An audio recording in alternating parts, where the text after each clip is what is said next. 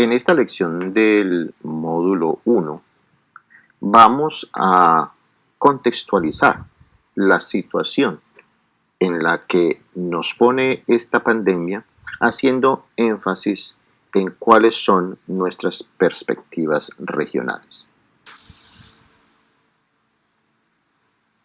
Mi nombre es Norton Pérez Gutiérrez. Soy médico especialista en medicina crítica y cuidados intensivos.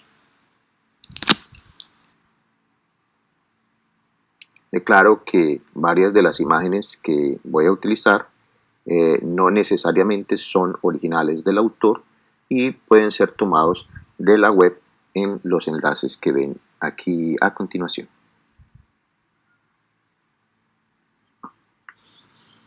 La ventilación mecánica es un asunto complejo de manejar.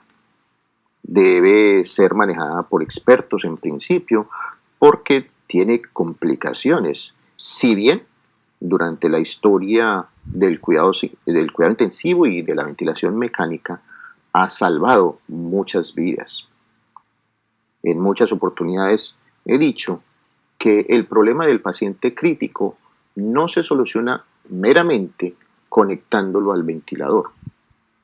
Ese puede ser uno de los varios problemas que tiene un paciente. Los pacientes críticos, además, necesitan de la asistencia, de la monitoría, del cuidado de personal especializado y que apoye en otros aspectos, además de la ventilación mecánica.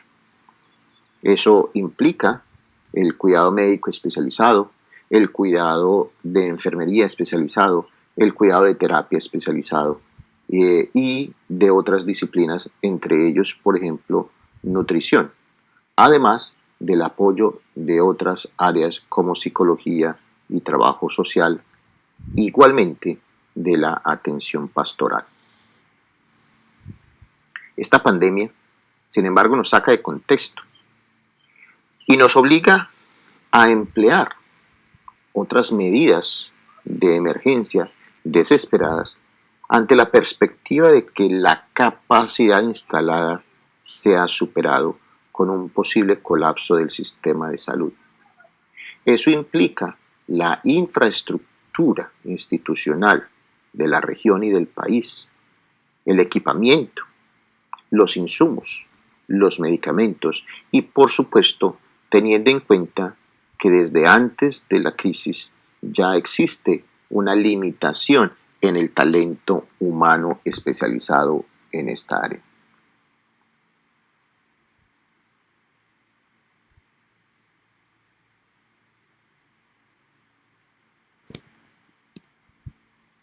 Es por ello que la Sociedad Americana de Cuidado Crítico, mediante su curso para el manejo fundamental de los desastres, plantea un sistema piramidal de atención a estos pacientes, liderado por el intensivista, acompañado por otros médicos no intensivistas de diferentes disciplinas, incluyendo médicos generales formados, idealmente con experiencia en el cuidado del paciente crítico, también acompañados por personal de terapia respiratoria, por personal de enfermería y que sean acompañados por auxiliares de enfermería.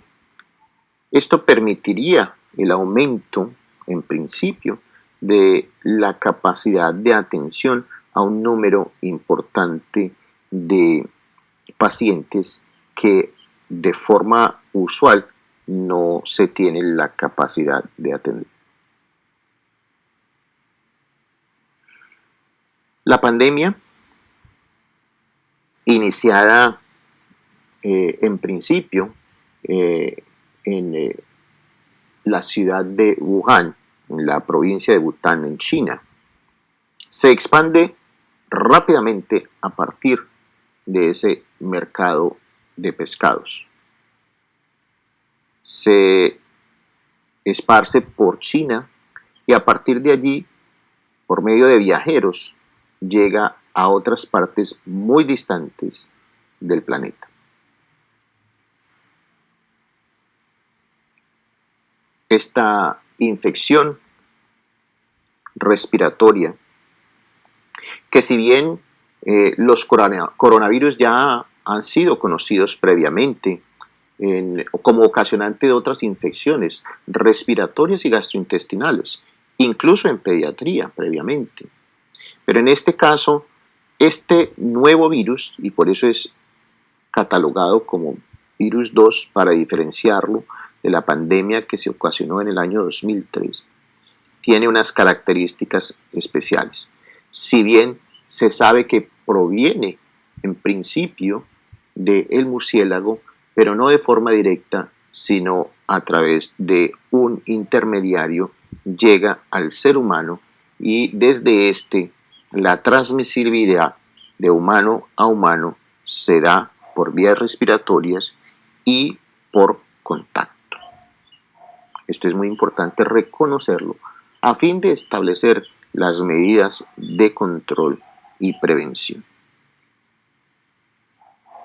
Se debe tener en cuenta el tamaño de las micropartículas y de las células en comparación con el de las bacterias y los virus. En este esquema observamos el tamaño de un glóbulo rojo que contrasta al lado de una bacteria como es la Escherichia coli con los diferentes microorganismos, entre ellos varios tipos de virus. Esta imagen también nos revela de esta autora Carolina Crocker el tamaño de una partícula, de una gota que puede portar un coronavirus en contraste con otras células conocidas, entre ellas las del organismo. La epidemia iniciada en el mercado de pescado en Wuhan, como dijimos anteriormente, se esparce rápidamente al resto de China y posteriormente a países de Europa como Italia y España, en Estados Unidos y ahora también en Colombia. Encontramos entonces que a la fecha la pandemia se ha esparcido por todos los continentes, afectando a 1.611.981 personas, con una tasa de fallecimiento de 96.783 personas.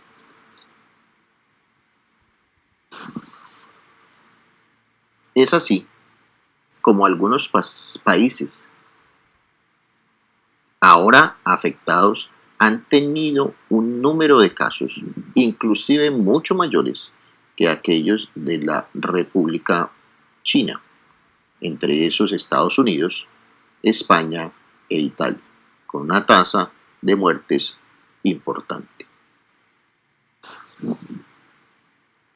De esta manera, podemos hacer una línea del tiempo en la cual encontramos que el primer caso documentado inicia síntomas el 8 de diciembre en Wuhan. Ya el 31 se reportaban más de 23 casos y en el resto de China el 7 de enero también se esparce la epidemia inicial. Es el 13 de enero cuando se documenta en Tailandia, el 16 de enero en Japón y ya el 21 de enero entra por Estados Unidos, por el estado de Washington en la ciudad de Seattle. En Francia, el reporte data del 24 de enero y en África, por Egipto, el 14 de febrero. En Europa, en el norte de Italia, en Milán, la provincia de Lombardía, muy industrializada, data desde el 19 de febrero y el 26 de ese mes en España, al igual que en Brasil. En Colombia, el primer caso documentado está el 6 de marzo y en el departamento del Meta, en Villavicencio, el 13 de marzo. Actualmente, se tienen 2.223 casos confirmados en Colombia con 69 fallecimientos. De esos, 15 casos son del departamento del Meta y a fecha de hoy ya sabemos que hay un fallecido, probablemente 2 fallecidos con casos confirmados. Cuando se hace el seguimiento de estos casos acumulados, se ve como la curva va elevándose, pero no tan forma pronunciada como se esperaba, gracias a las medidas que se han implementado y que se demuestra que han tenido efectividad. De la misma manera ocurre con los casos fallecidos.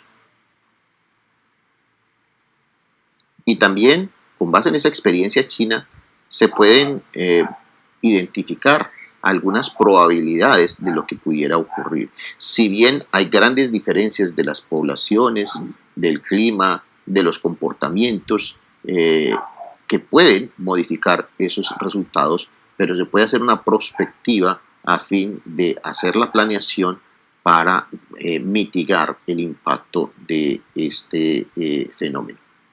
Efectivamente, se observó cómo el número de pacientes, si bien inicialmente en promedio la afectación en mortalidad era alrededor del 3%, ese número se aumenta ostensiblemente en aquellos casos de pacientes mayores de 70 años y mucho más aún en los mayores de 80 años. De la misma manera, los pacientes que llegan a unidad de cuidados intensivos por su estado crítico, la tasa de mortalidad es cercana al 50%. El número de trabajadores de la salud afectados fue el 3,8% y 15% de ellos estuvieron en estado grave, inclusive algunos en estado crítico.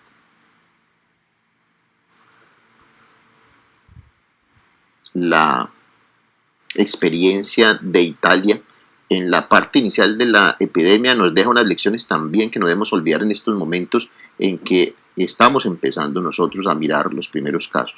Y es no olvidar que durante esta etapa van a seguir llegando otros casos de otros fenómenos gripales causados por otros virus y por otros microorganismos que es importante tener en cuenta, si bien se van a empezar a presentar los primeros casos de infección por coronavirus.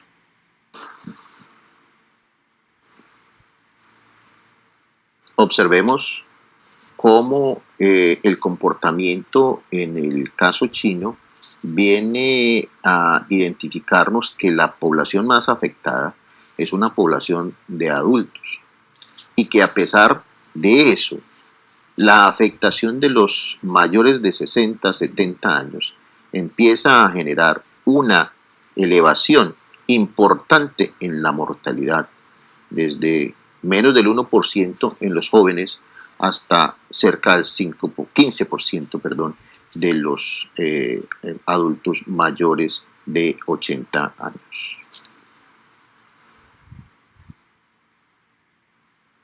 De esta manera, se puede hacer una prospección de la necesidad de capacidad instalada que se va a tener.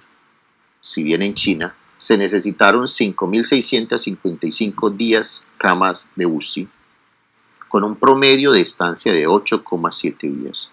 Cuando tenemos en cuenta que la población en el departamento del Meta es un poco más de 1 millón de habitantes, eso significa que el 65% de esta población puede llegar a estar contagiada. Pero solo el 20% de esta población pueden presentar síntomas e inclusive algunos de ellos, el 5%, pueden requerir hospitalización y atención. Y de esos, el 10% puede requerir unidad de cuidados intensivos. Y que recordemos nuevamente que es allí donde está la tasa de mortalidad elevada. Aquellos que requieren hospitalización en cuidados intensivos por el estado de gravedad en el que están, cerca al 50% pueden llegar a fallecer.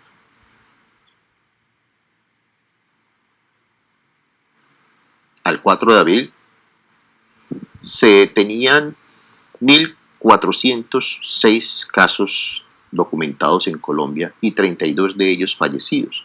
Eso implica que menos del 1% se llevaba con mortalidad a esa fecha y que en el resto del mundo también el comportamiento venía siendo similar, a diferencia de países como Estados Unidos, Italia y España, donde las proporciones han sido mayores. Esta es la distribución de los casos en Colombia.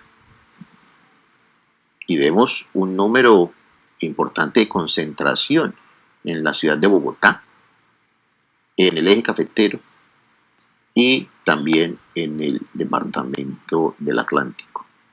También vemos allí los casos del departamento del Meta. Es por ello que esto genera la necesidad de mejorar la capacidad instalada de atención a pacientes críticos, que no se puede fundamentar solamente en lo que tenemos en unidad de cuidado intensivo, tanto desde el punto de vista de infraestructura como de equipamiento, pero más importante aún, se necesita que otro personal que no está manejando usualmente pacientes críticos ayuden y contribuyan al manejo de este tipo de pacientes, liderados por el grupo de especialistas que tiene las competencias para el manejo del paciente crítico, pero también inicialmente por otro personal no intensivista. Para ello se necesitan profesionales de la salud. Primero, por supuesto, los que tienen las competencias para el manejo del paciente crítico, los intensivistas, que son muy pocos. En el departamento del Meta solamente hay 5. Pero hay otro personal, como los anestesiólogos, como los internistas, los urgenciólogos, algunas especialidades quirúrgicas y, por supuesto, otras especialidades que no suelen manejar pacientes críticos. Pero también se cuenta con un número importante de médicos capacitados, entrenados, que han acompañado en la atención de pacientes críticos con formación certificada, que conocen los protocolos de UCI, que deberán también estar y apoyar en estas actividades. Enfermeras con experiencia importante en el manejo del paciente crítico, terapeutas, algunas de ellas con especialización. Para ello se necesita de forma emergente la necesidad de unas competencias para la intubación traqueal efectiva. No solamente el certificado que se pide en la norma, sino la habilidad documentada de que esa persona pueda realizar una intubación rápida y exitosa a este tipo de pacientes, evitando la contaminación, utilizando los elementos de protección personal de forma responsable, adecuada, acertada, evitando la contaminación de sí mismo, pero también la contaminación del resto de personas a su alrededor, realizando inicialmente una ventilación mecánica y un ajuste de los parámetros de la ventilación para posteriormente que sean ajustados ya de los requerimientos necesarios de acuerdo a la condición del paciente por parte del médico especialista. Esto es la parte inicial donde vemos el panorama epidemiológico de esta patología a fin de contextualizarnos en lo que vamos a ver en los módulos siguientes. Para aquellas personas interesadas en ampliar la profundización en este tema, aquí les dejo las referencias.